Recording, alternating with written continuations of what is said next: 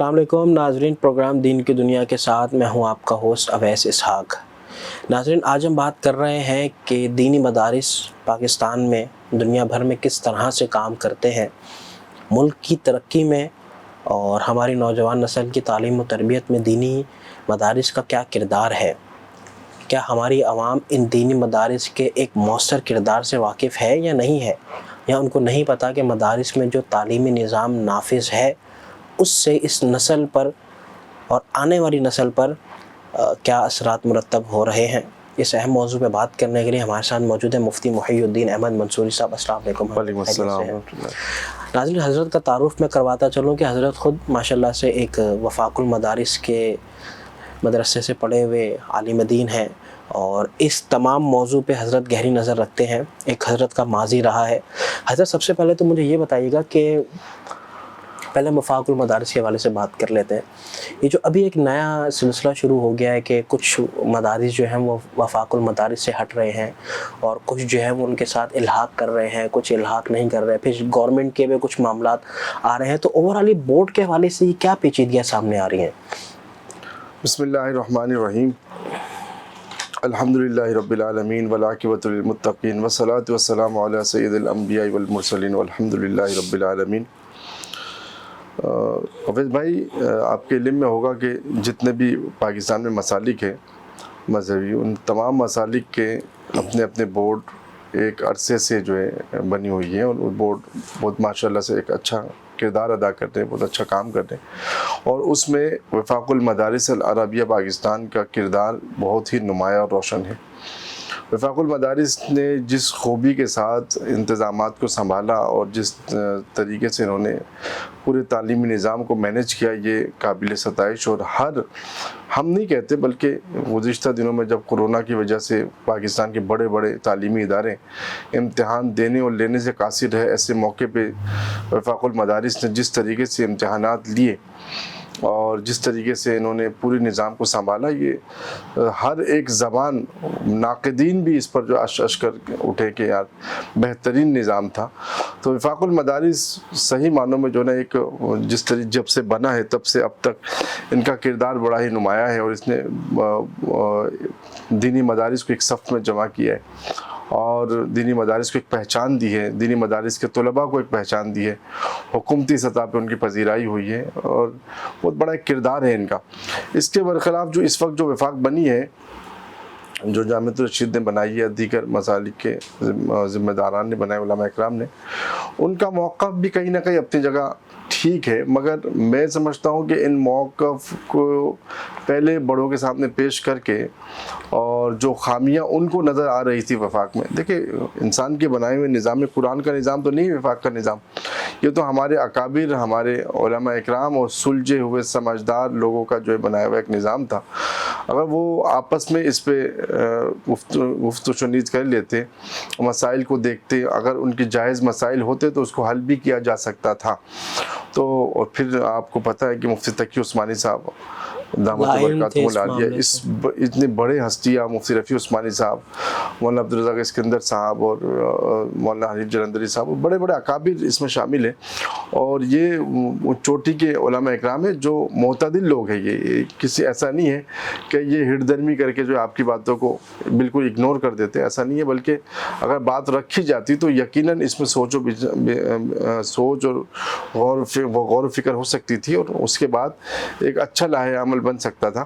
اس پہ نئی وفاق کی ضرورت نہیں تھی، مگر جنہوں نے بنایا ہے اگر ان کی نیت للہیت پر ہے، میں سمجھتا ہوں بالکل ٹھیک ہے، ان کو کامیاب کرے، مگر وفاق المدارس کی جو اپنی ایک حیثیت ہے، وقار ہے، میرے خیال سے وہ انشاءاللہ اپنی جگہ برقرار رہے گی، اور علماء اکرام کا بھرپور اعتماد اس پہ رہے گا، اور کیونکہ بڑے اکابر کی بنائی ہوئی اور ایک تسلسل ہے اس میں، بزرگوں کی دعائیں اس کے ساتھ ہیں، مفتی محمود صاحب، یوسف بنوری رحمۃ اللہ علیہ، اور بڑے اکابر اس میں شامل رہے ہیں، اور ان کی بنایا ہوا پودا ہے، تو انشاءاللہ یہ باقی جن ساتھیوں نے کہ ابھی نئی کوشش کی ہے، کاوش کی ہے، اللہ کرے کہ وہ جس مقصد کے لیے کر رہے ہیں وہ مقصد کامیاب سے ہم کنار کریں. ہمیں کوئی اختلاف تو نہیں ہے، مگر یہ کہ دکھ ضرور ہوا ہمارے بڑوں کو. ہم تو طفل مکتب ہے، ہمارے بڑوں کے جو حکم ہوگا اور جو چاہت ہوگی ہم اس پر ہیں.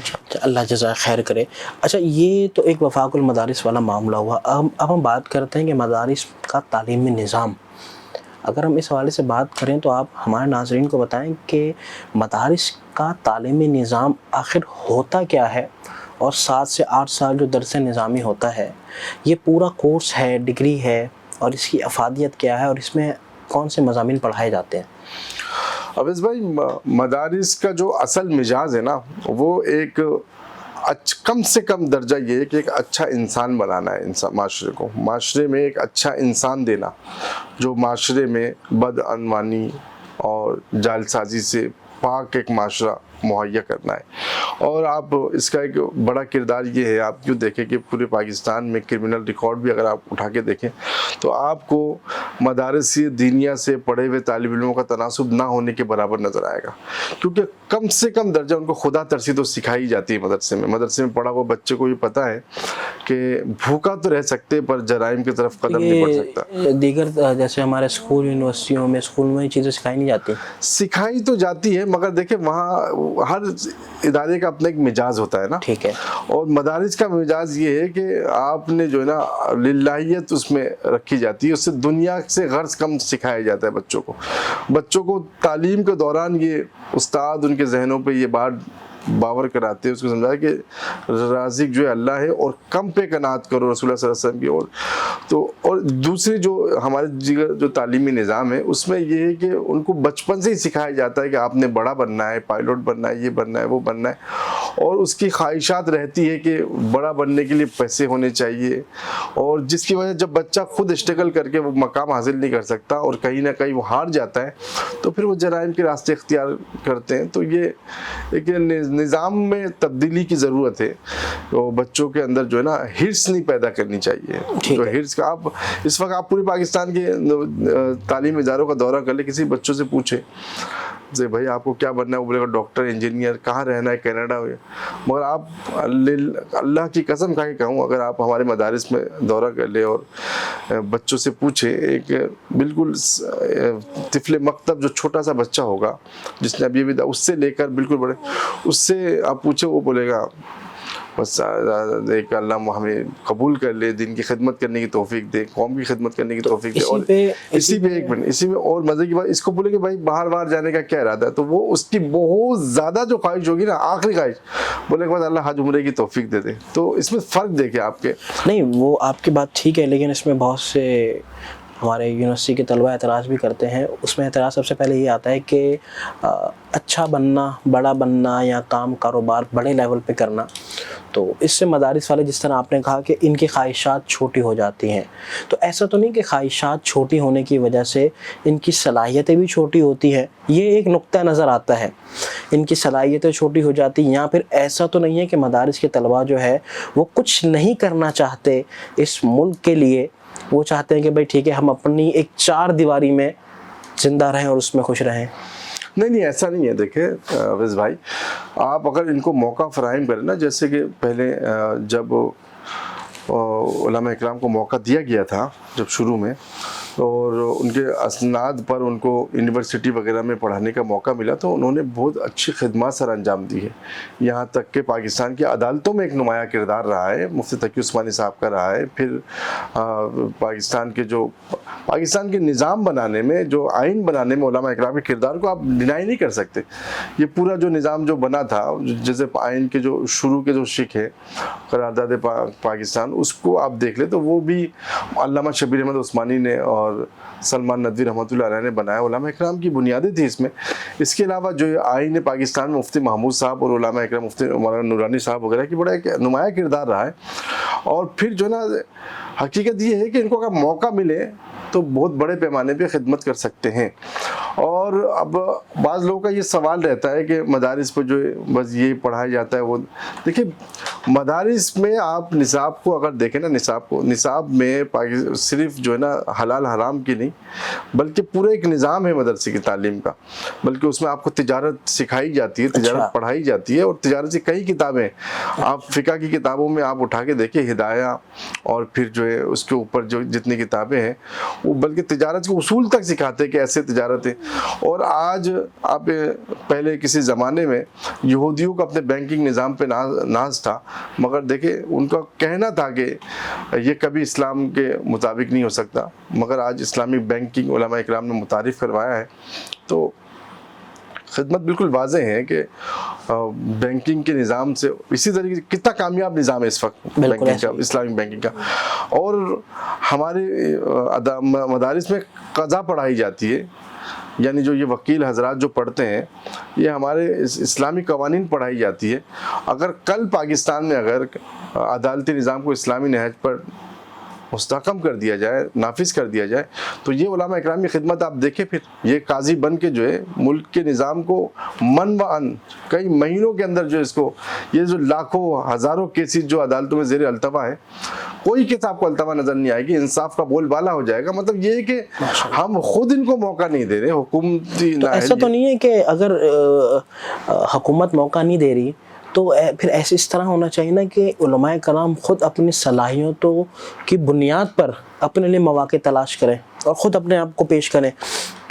دیکھیں کر تو رہے ہیں، جی دیکھیں کر رہے ہیں، بالکل کر رہے ہیں۔ آپ جو ہمارے مدارس سے وابستہ جو طالب علم ہیں ان کی خدمات بھی بہت نمایاں، جیسے آپ صحافت میں دیکھیں علماء اکرام کی اچھی کردار ہے صحافت میں، شعبہ تصنیف میں دیکھیں تحقیقی مقالے ہیں اور ان کی کتاب جو تصنیفات میں بہت ایک اعلیٰ کام ہے۔ آپ لاکھوں کتاب وہاں چلے جائیں، ہزاروں نہیں لاکھوں کی تعداد میں علماء اکرام کی لکھی ہوئی کتابیں، اور ہر ایک کتاب جو ہے اپنے تحقیق میں جو ہے دوسرے سے جو ہے اعلیٰ ہے۔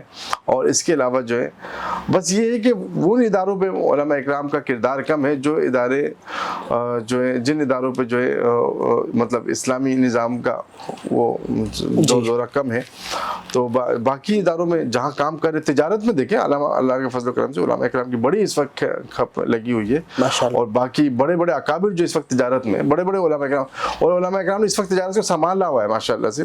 اور یہ کہ ہمارے مولانا طارق جمیل صاحب کو لے لیں، ابھی ماشاءاللہ جی کاروبار میں آگے۔ حضرت یہ تو آپ نے ماشاءاللہ ایک تفصیلی خاکہ بتایا کہ طلبہ اور مدارس کے طلبہ خصوصاً مدارس کے اساتذہ ملک کی ترقی میں کس طرح سے ہر فیلڈ میں اپنا کردار ادا کر رہے ہیں، اور یقیناً یہ اس وقت لوگوں کو بتانے کی ضرورت بھی ہے، اس میں کوئی دو رائے نہیں ہے۔ لیکن ہم نے دوسری طرف یہ بھی دیکھا ہے کہ یہ جو طبقہ ہے، چاہے وہ طلبہ ہوں یا اساتذہ ہوں، وہ مشکلات کا شکار بھی رہتے ہیں۔ کچھ اس کی وجوہات یہ بھی ہیں کہ اگر وہ مدارس کے ساتھ یا مساجد کے ساتھ وابستہ ہیں تو ان کی تنخواہیں محدود ہیں، ان کے اسباب محدود ہیں۔ تو آپ کو نہیں لگتا ہے کہ ان لوگوں کے مسائل کو ایڈریس کرنے کے لیے ہی وفاق المدارس کو کچھ اقدامات اٹھانے چاہیے؟ دیکھیں وفاق المدارس تو اپنا کردار ادا کر رہی ہے، صحیح، مگر حکومت جو ہے نا اس پہ جو ہے نا ڈال مٹول کا شکار ہے۔ تو وہ اگر دیکھیں اصل میں ہمارے جو علماء اکرام ہیں نا ان کو صرف جو ہے نا لوگ بھی ہمارے معاشرے کا بھی المیہ ہے کہ وہ ان کو مسجد مدرسے کے علاوہ دیکھنا پسند نہیں کرتے، اور ان کا پھر علماء اکرام کا ذہن بھی ہے کہ چلو جہاں تک ہو سکے خدمت کریں، مگر ان کے لیے دیگر دروازے بھی کھولنے چاہیے۔ اور یہ ہے کہ جتنے بھی پاکستان میں جتنے ادارے ہیں اور سرکاری پرائیویٹ، ان میں علماء اکرام کو موقع دینے چاہیے، ان کے لیے ان کی مخصوص سیٹیں رکھنی چاہیے۔ جیسے مطلب ہر جگہ میں کام تو کر سکتے ہیں، مطلب یہ نہیں کہ آپ ماشاءاللہ سے یہ جو اس وقت کا جو دور ہے اس میں علماء اکرام کمپیوٹر سے بھی وابستہ ہے، ایسا نہیں کہ کمپیوٹر مدارس میں اب یہ عام ہو گیا۔ اب لوگوں کے ذہنوں پہ یہ ہے کہ مدارس میں صرف عربی پڑھائی جاتی ہے، عربی نہیں اردو پڑھائی جاتی ہے، انگلش کے اچھے کتابیں پڑھائی جاتی ہے. مدرسے کے بچے ماشاءاللہ سے وہ چونکہ مدارس میں موقع نہیں ہوتے تو وہ انٹر کر رہے اور LLB کر رہے, وکالت کے شعبے سے بھی وابستہ ہے اور آگے بڑھنے کی کوشش تو اپنے مطلب آپ کے تحت کوشش کر رہے ہیں مدارس.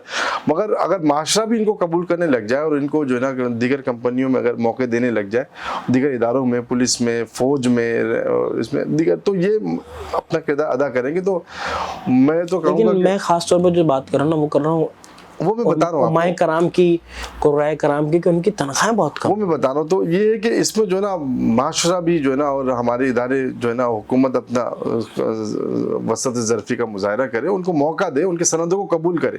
اس کے سند کے بیاہ پر ان کو یونیورسٹی میں دیکھیں, ایک اس وقت جو ہے نا اگر میں سمجھتا ہوں کہ اردو کے, تاریخ کے, اسلامیات کے پروفیسر وغیرہ کے مقابلے میں ہمارے جو مدارس کے جو مولوی صاحبان ہیں, ان کو اگر موقع مل جائے تو یہ بہترین آپ کے یہ ان کورس کو اور اس میں بہترین کردار ادا کر سکتے ہیں.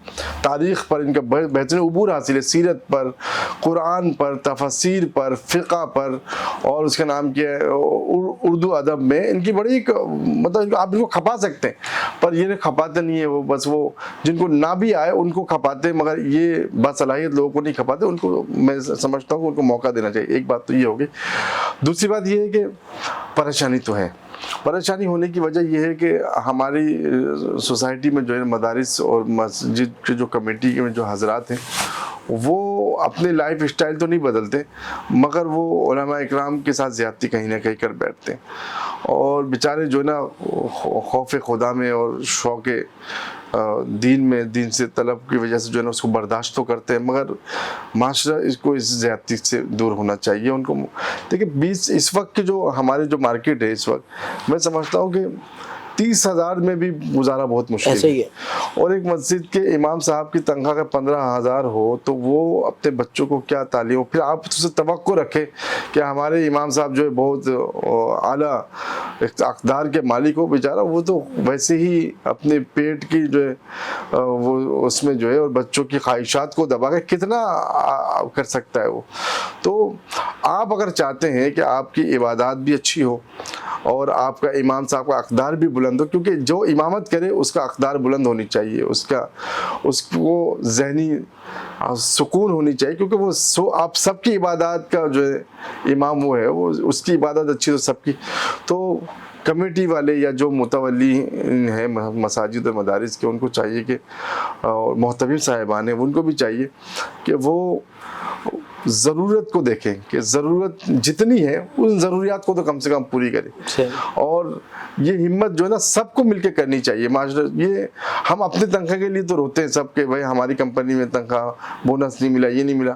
تو جو آپ تنخواہ کے لیے روتے کیونکہ آپ کے بچوں کی ضروریات ہے, تو ان کے بھی بچے تو احساس کا مادہ نہ ہونے کے برابر ہے. جب تک احساس کا مادہ نہیں ہوگا, یہ احساس کا وہ ہے, مطلب ایک دوسرے سے ہم احساس نہیں کریں گے تو کام نہیں بنے گا. تو معاشرے کو سوچنا چاہیے اس حوالے سے, اور یہ نہ سمجھے صرف کہ یہ وہ چٹائی پہ بیٹھا ہوا, یقین کرے چٹائی پہ بیٹھا ہوا, مصلی پہ بیٹھا ہوا مولوی صاحبان آپ کے بچوں کے مستقبل اور آپ کے مستقبل کے دین کے جو امین ہے, وہ جب تک بیٹھا ہوا, اس کا بیٹھنا ہی خیر کی علامت ہے. وہ بیٹھ کر جو ہے اس کے بیٹھ کر, ایک تو اس کا بیٹھ کر میں نے چونکہ میں امامت سے بھی وابستہ ہوں, مجھے پتا ہوتا ہے کہ یار یہ لڑکا شرارتی ہے, تو میں ان کے لیے خصوصی دعائیں کرتا ہوں. تو ہر امام کی اپنی وہ ان کی نگاہوں میں ہوتی ہے پورے علاقے کے نوجوان بچے, پھر کوشش کرتے ان سے.